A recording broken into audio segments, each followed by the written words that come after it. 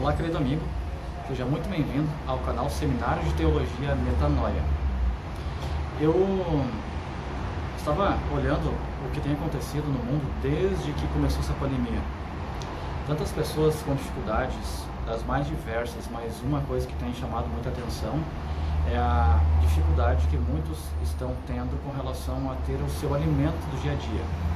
Tanto que muitas empresas têm feito campanhas com o intuito de arrecadar alimentos para ajudar essas pessoas que estão em grande necessidade. Mas a minha pergunta é, você já parou para pensar que este conceito por detrás de ajudar ao próximo, ele tem uma conotação profética?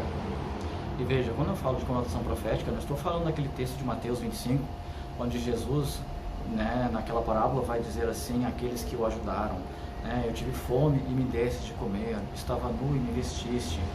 Então, não estou falando desse momento, dessa situação, que também é uma situação profética, porque está numa seção no Evangelho de Mateus, que fala justamente do tempo do fim, tudo que vai trazer neste bloco de Mateus, vai tratar dos elementos que compõem o cenário final, que antecede a volta de Jesus.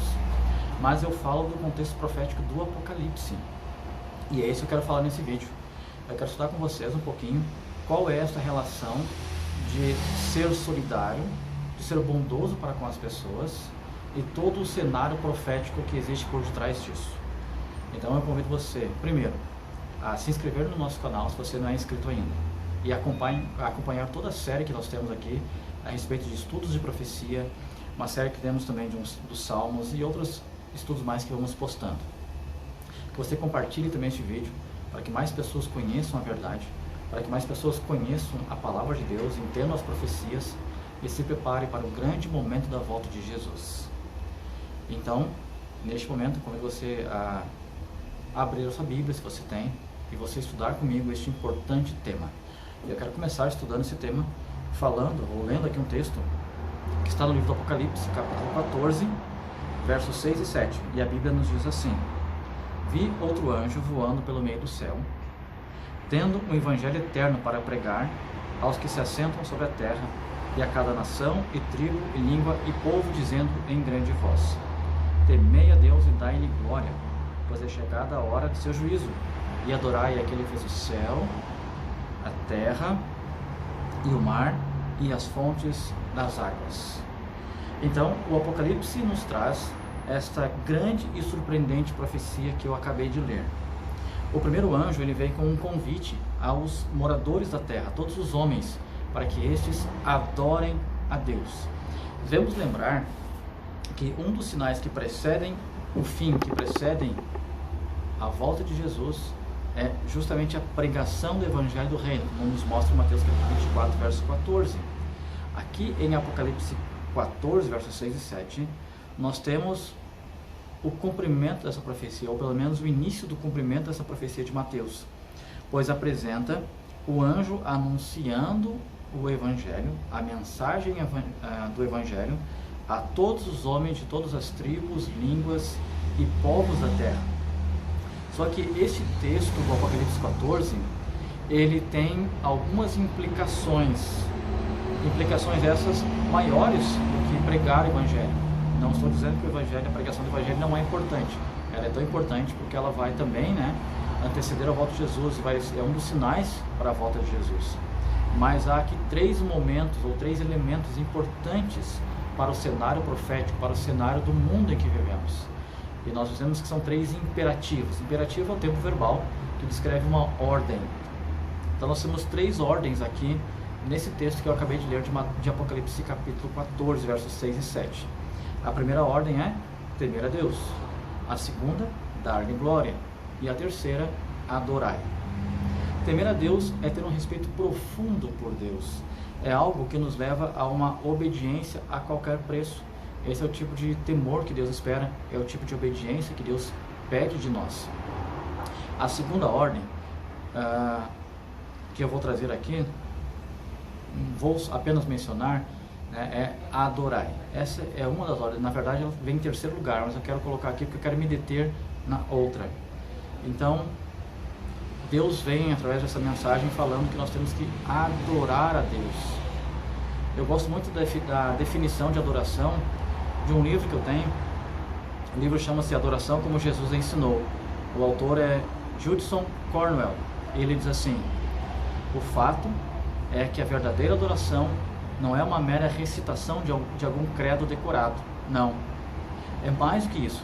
É uma manifestação informal do gozo interior decorrente do relacionamento com Jesus. Então, na definição dele, que eu gostei muito, adoração tem a ver com essa manifestação de alegria interior pela vida que eu tenho de relacionamento com Cristo. Então, a adoração envolve a alegria de estar com Deus. E quando nós estamos com Deus, no momento de alegria, nós estamos o adorando.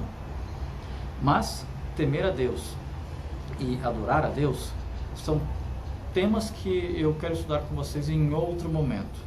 Agora eu quero me deter nesse conceito dar-lhe glória. O que significa dar glória a Deus? Para alguns, dar glória a Deus talvez seja apenas manifestar isso. E às vezes na igreja as pessoas falam glória a Deus, que é uma manifestação de louvor, de adoração. Mas vamos entender o que significa dar glória a Deus aqui no texto do Apocalipse. Você sabe o que significa isso aqui no Apocalipse? E é isso que eu quero definir agora com vocês. Então, permaneça comigo até o final, para você entender o que significa dar glória a Deus, e você vai entender então qual é a relação disso com o ato de ser bondoso, generoso e o cumprimento da profecia. Quando nós pensamos na glória, no ato de dar glória a Deus, o que vem à sua mente? O que é para você dar glória a Deus? A glória de Deus, segundo a Bíblia, e vamos entender o que é dar glória a Deus, entendendo essa definição de o que é a glória de Deus. A Bíblia define a glória de Deus não apenas como aquela luz que emana, que irradia do corpo de Deus. Nós vemos, claro, essa definição também em alguns momentos da Bíblia, mas veja, Êxodo capítulo 33, verso 18, tem um detalhe muito interessante, porque aqui nos indica o que é também a glória de Deus. O texto de Êxodo 33, verso 18 diz assim: então ele disse, rogo-te que me mostres a sua glória. Veja, Moisés está no monte junto com Deus, e eu quero que você preste atenção.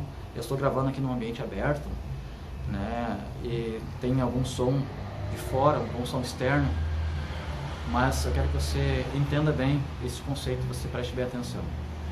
Moisés estava no monte com Deus, ele estava ali para receber as tábuas dos mandamentos, e Deus, então, no diálogo com Moisés, em certo momento Moisés diz assim: Senhor, eu te peço, por favor, me mostre a sua glória.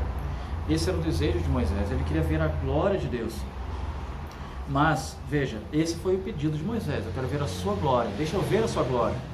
Só que no verso seguinte, verso 19, Êxodo 33, 19, veja qual é a resposta de Deus com relação ao pedido de Moisés.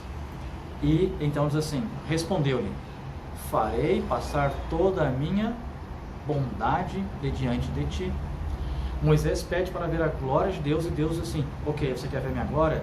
Eu vou te fazer você ver a minha bondade passando por você.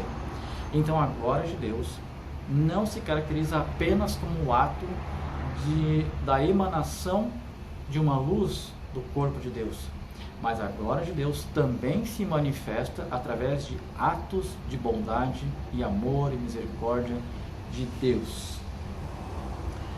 A glória de Deus que Moisés viu foi justamente isso: a sua bondade, o seu amor, a sua misericórdia, o caráter de Deus. E o mesmo também se percebe em Êxodo 34, versos 5 a 7, onde a glória de Deus mais uma vez é vista nesse ato de bondade, de amor, de misericórdia de Deus. E também você pode ver essa mesma ideia em Êxodo 34, verso 29. Em Êxodo 34, versos 5 a 7, que é contrastado com Êxodo 34, verso 29, porque ali em Êxodo 34, verso 29, nos diz que depois que Moisés teve um encontro com Deus no Sinai, Moisés, ele desce do Sinai, e ele, ao reencontrar as pessoas, a Bíblia diz que o rosto de Moisés brilhava tanto que ele tem que colocar um pano para cobrir o rosto. Então, ao ficar em comunhão com Deus no monte, Moisés agora fica impregnado da glória de Deus, que era também a luz gloriosa que envolvia o corpo de Deus. Então nós temos a manifestação de glória dessas duas maneiras, tanto a luz que irradiava do corpo de Deus e que irradia do corpo de Deus, como também a manifestação do seu amor, da sua bondade, da sua misericórdia. E a partir de então, uma outra coisa acontece na vida de Moisés. Quando a glória de Deus fica impregnada nele, alguma coisa mais acontece. Veja o que diz o livro de Números, capítulo 12, verso 3. Números 12, verso 3. Estou abrindo aqui a minha Bíblia, você não está vendo, mas ela está aqui na minha mão. Êxodo capítulo 12, verso 3, diz assim: Ora, o varão Moisés, muito manso, mais do que todos os homens que havia sobre a terra. Veja que agora a Bíblia, ao falar de Moisés, diz que Moisés era um homem muito manso, um homem manso, bondoso, amoroso, misericordioso. Jesus, enquanto esteve aqui neste mundo, ele dedicou toda a sua vida para fazer o bem às pessoas, para trazer bondade, trabalhar na vida das pessoas, para transformar a vida delas. Ele trabalhou para trazer cura, para trazer alívio às dores, às tensões da vida das pessoas. Ele trabalhou para aproximar aqueles que eram rejeitados, para dar vida àqueles que estavam sem vida. E quando eu digo sem vida, eu não falo apenas da vida física, mas daqueles que estavam esquecidos, simplesmente deixados de lado como mortos. Deus ofereceu, na pessoa de Jesus, o perdão aos nossos pecados. Ele aceitou a todos que chegavam a Ele, independente da culpa que traziam, do pecado que carregavam. E eu convido você, que está vendo esse vídeo, a ler comigo um interessante texto que nos mostra também um pouco mais a respeito da glória de Deus, do que acontece na vida das pessoas que têm este momento de comunhão. 2 Coríntios capítulo 4, verso 6, diz assim. 2 Coríntios capítulo 4, verso 6, veja, diz assim: Porque Deus que disse, das trevas resplandecerá a luz. Ele mesmo resplandeceu em nosso coração para a iluminação do conhecimento da glória de Deus na face de Cristo. Mais uma vez agora Paulo está falando da glória de Deus que irradiava da face de Cristo, assim como a glória de Deus irradiava da face de Moisés. E quando nós lembramos como era a vida de Cristo com Deus, nós entendemos por que razão ele irradiava a glória de Deus em sua face.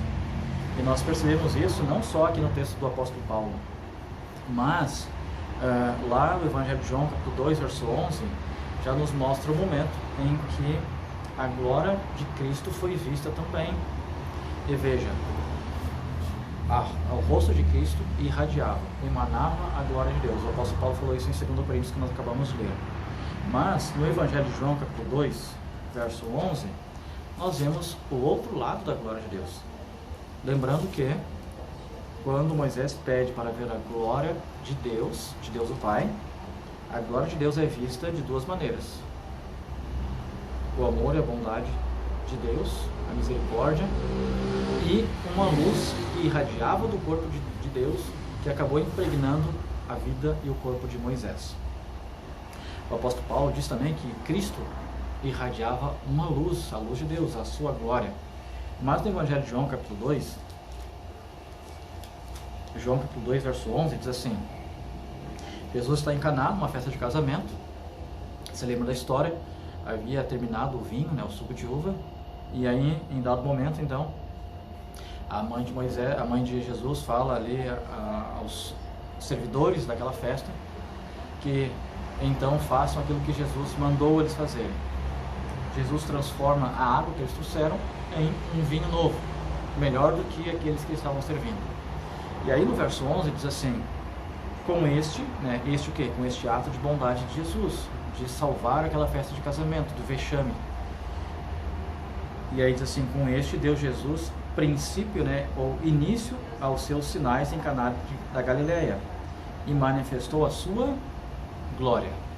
Então Jesus também aqui é visto ao fazer um ato de amor, de bondade para com aquelas pessoas naquele casamento, como uma manifestação da sua glória. Então você percebe que a glória de Deus, ela foi vista através de atos de bondade e da manifestação de uma luz gloriosa, e que Cristo apresenta a mesma característica. O rosto de Jesus irradiava uma luz gloriosa, mas também a glória de Cristo foi vista através dos seus atos de bondade. Bom, você está conseguindo entender um pouco aqui do contexto profético, do contexto bíblico, do cenário como um todo se organiza? Sendo que a glória de Deus não é apenas esta luz que envolve o seu corpo, mas também o seu caráter de bondade, de amor. Assim, você já começa a entender o que significa aquilo que lá em Apocalipse 14, versos 6 e 7, nos diz quando pede: dar-lhe glória. O que é dar glória a Deus? Dar glória a Deus significa nada mais, nada menos do que refletir o caráter de Deus.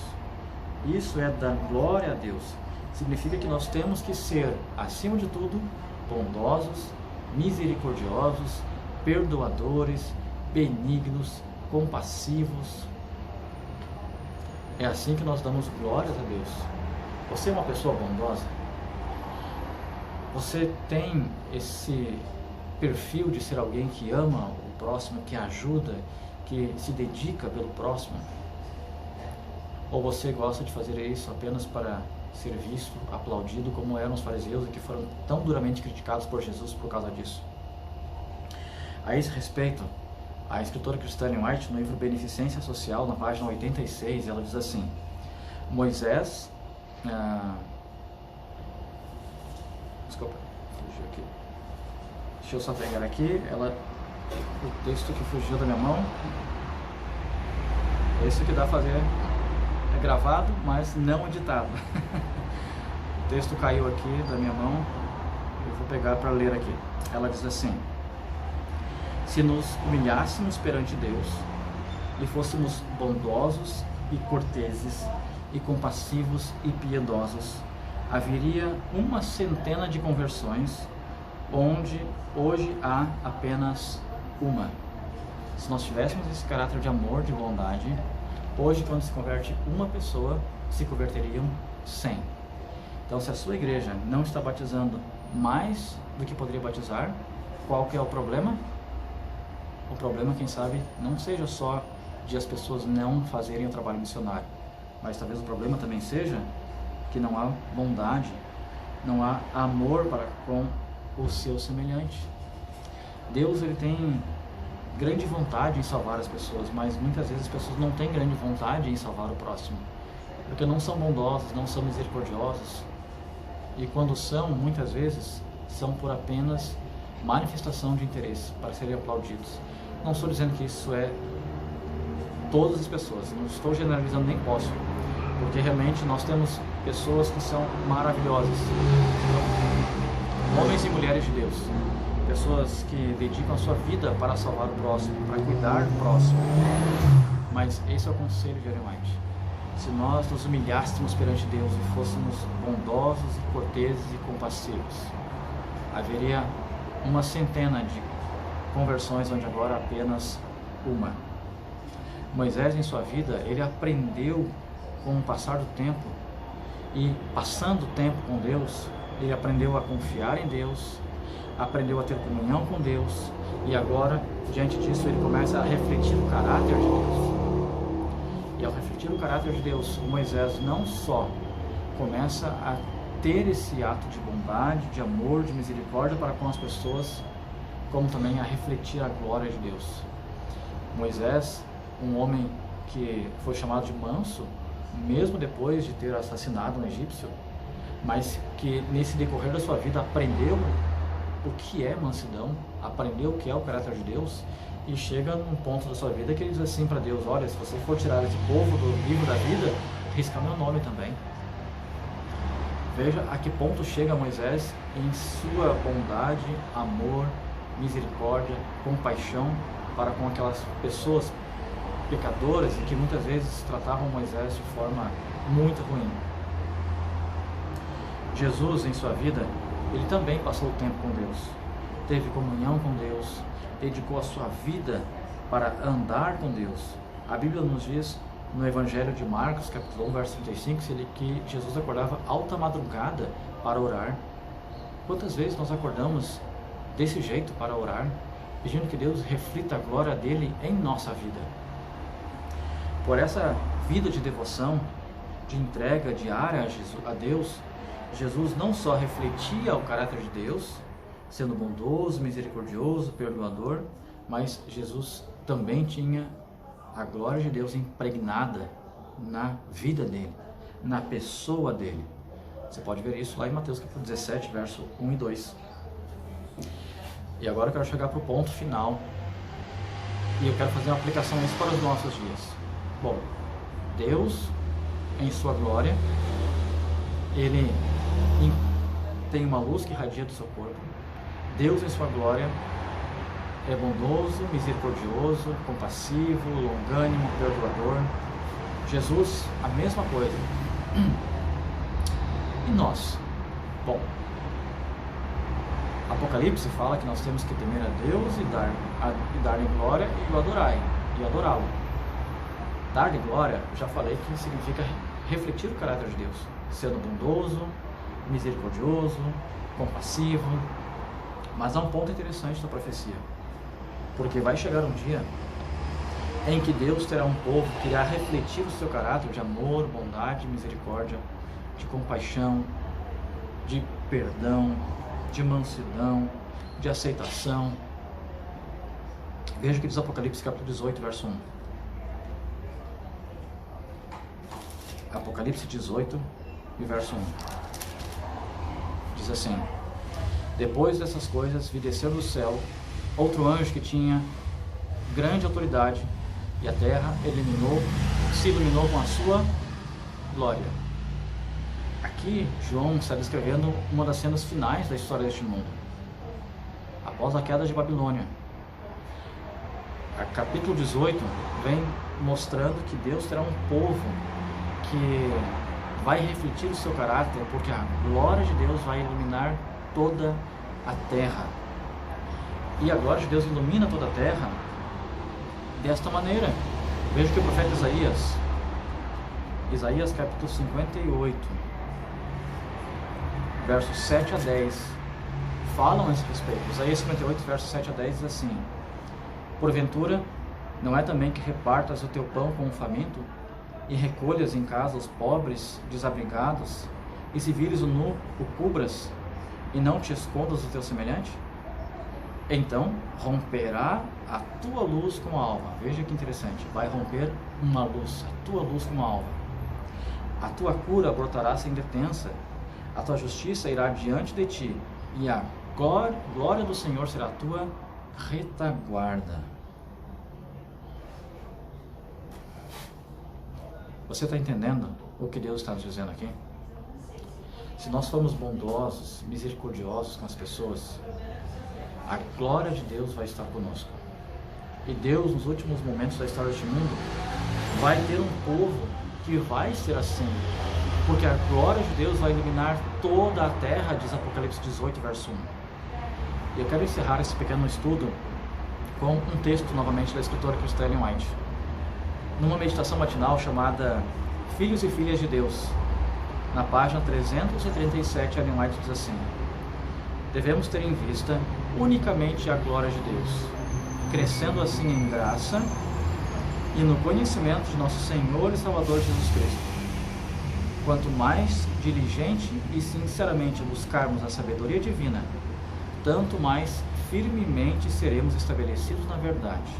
E olha que interessante o que ela diz agora: contemplando a Cristo, falando a seu respeito, fixando a beleza de seu caráter, somos transformados de glória em glória. E que glória? Pergunta ela. O caráter. E ele será transformado de caráter em caráter. Vemos assim que há uma obra de purificação que prossegue pela contemplação de Jesus. Apocalipse, capítulo 14, trouxe essa importante mensagem. temam a Deus, lhe deem glória e o adorem. Dar glória a Deus significa refletir o caráter de Deus, significa ser bondoso, misericordioso, compassivo, longânimo, perdoador. Se nós formos assim, em algum momento da sua vida, alguém vai chegar para você e vai dizer assim, se é que já não fez. Se alguém fez isso, eu gostaria que você me falasse depois aqui embaixo no chat. Assim, pastor, isso já aconteceu comigo. Mas se você é assim bondoso ou bondosa, misericordioso, alguém vai chegar em você e vai dizer assim, por acaso você não é cristão? Você é crente, não é? Você é de alguma igreja? Porque parece que eu vejo uma luz em você. Eu espero que você hoje faça esse grande ato de amor.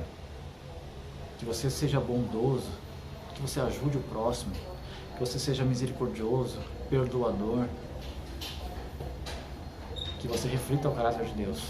E ao fazer isso, você vai estar cumprindo a profecia e você vai estar também refletindo o caráter, dando glórias a Deus. Que Deus te abençoe, que Deus te ajude e que possamos em nossa vida iluminar o mundo com a glória de Deus irradiando da nossa vida.